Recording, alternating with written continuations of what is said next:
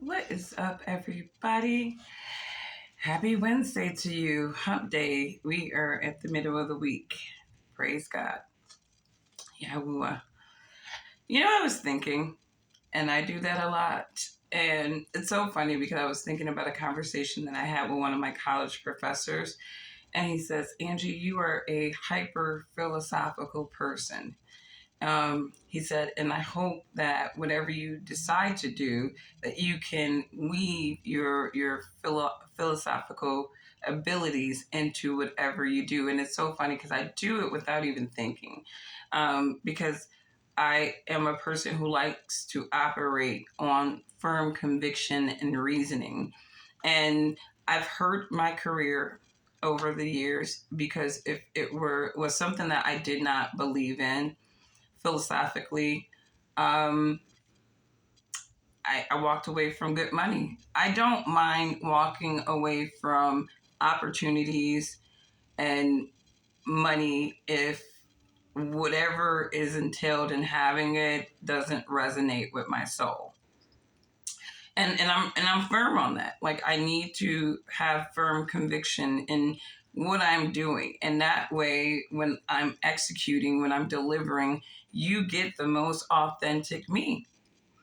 And I think I was thinking about this, what has really failed, you know, with presidents, at least, of all the presidents in my lifetime, what has been the one characteristic about them that I found to be lacking?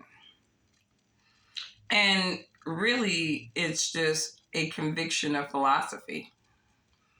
Many presidents, whether they're from the Republican echo chamber or the Democrat echo chamber, most of those candidates lack strong and firm personal philosophy, right? They lack, and they lack it because they don't ask questions and they don't want to answer them. Most philosophical people, they are knowledge junkies. They love knowledge. They love seeing how things relate to each other. They love connecting the dots, right? They love questioning anything that doesn't seem logical, right? And then these types of mindsets are always needed when you are problem solving. And when you look at your average politician in the last couple of decades, all of them for the most, but not all of them, let me stop saying all of them, that's too definitive. Many of them, majority of them, lack real personal conviction and philosophy. These people have acted as puppets. They come off as puppets because truly they are puppets. They don't have real philosophy. And this sucks for many of them, depending on how they're going to be leveraged. Because a lot of times when you don't have personal and philosophical conviction and ability, you are leveraged in a manner that makes you the fall guy. And so I was thinking this morning, and I was just kind of reviewing in my mind some of the rhetoric that I've been hearing. And so there's a group out here in Michigan called, it's a Muslim group, pro-Palestine group called Abandon Kamala, right? And obviously this is a group who is against Kamala Harris becoming president because they perceive her as being an accomplice to the policies, the foreign policies in relations to Israel and Gaza conflict. And, and as Kamala Harris is running for president, I can't help but notice that even on a conservative side, she is taking the fall for all of the policies of Biden. You barely even see Joe Biden. We don't even know if he's alive. We don't even know if Joe Biden is alive. That could be a face man. I don't know. But Joe Biden is still the sitting president. He is still the sitting president. And even if he's in a lame duck situation, like, it's a Biden-Harris ticket right now that we're dealing with. And so it's interesting because if I was Kamala Harris, I would not have let the Democrats use me, because that's exactly what they're doing. I don't feel, I feel bad for human beings who starve for relevance so much in Satan's world that they're willing to go through things like this. But I wouldn't let them use me.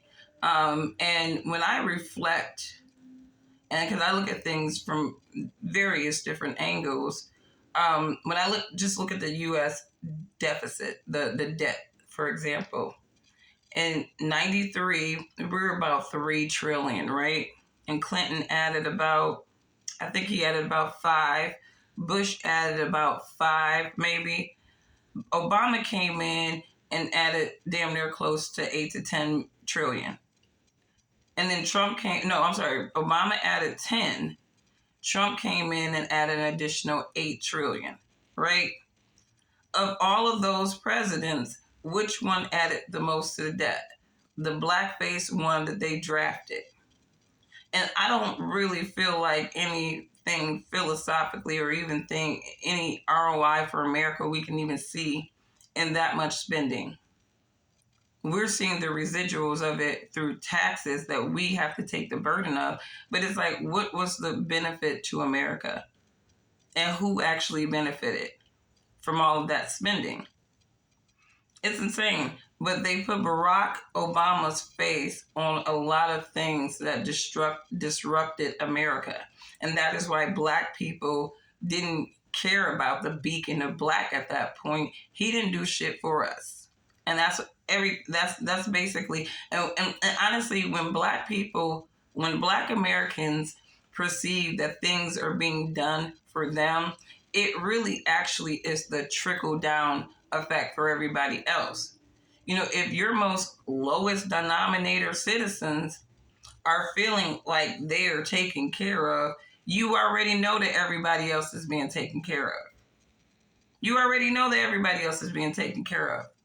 Like, if we're just going to, base this off of the rhetoric, right? Black people are the lowest, most disenfranchised, whoop-de-whoop-de-whoop, right? If Black Americans are feeling taken care of, then that got to mean that everybody else in America is feeling taken care of as well. So Kamala Harris is a fall guy. I already see the writing on the wall. They drafted her to be the presidential nominee so that it'd be her Black-looking face when it comes to the complete deterioration of this nation. They can put a Black person's face on it. I don't think at this particular economic situation, a state in America, no Black person should be willing to put their face on the line for all of this damage that these other non-Black people who use Black people to make the moves, they don't want to take that fall. They're using Black faces. And so I can't say I feel bad for Kamala Harris, because selling your soul is a choice. But this is what it means when people say sell your soul. Because you have to sell out yourself to something that you may not even personally believe in, but you have to go along to get along. And this is the type of person that Kamala Harris is, unfortunately. And I don't say this to say, because when you look at the characters of the two people, I can't say that one is better than the other, right? In terms of characteristics, I actually feel bad for Kamala Harris, because she's not even the best personality to be playing this puppet role. The liberal arts departments in these schools have epically failed because the Democratic puppets are coming out more and more not believable. So I think the reason why Kamala Harris is struggling is because she doesn't have personal conviction or philosophy. She doesn't come off like that. I would be better as your president of the United States than Kamala Harris, unfortunately. And that's true. That's true. I would be better as your president of the United States than Kamala Harris. And I would never want to be president of the United States. But if I did become president of the United States, I'm sure I'd be very much hated because I would be acting like the United States is broke and we wouldn't be spending a whole lot of anything. We'd be trying to get our budget balanced and our debt off the table. I'd be sending my collection guys out to some of these countries that had us policing them and they weren't paying us. I'd be getting money, okay? I'd be getting money. These people are out here making war, spending money that we don't have. And she's not talking about that. I mean, talk about the real problems, right? Talk about the real problem, but she can't because she's running on the convictions and the philosophies of shadow people, the puppet masters. So Black people tread lightly in these American politics because they using us as fall guys.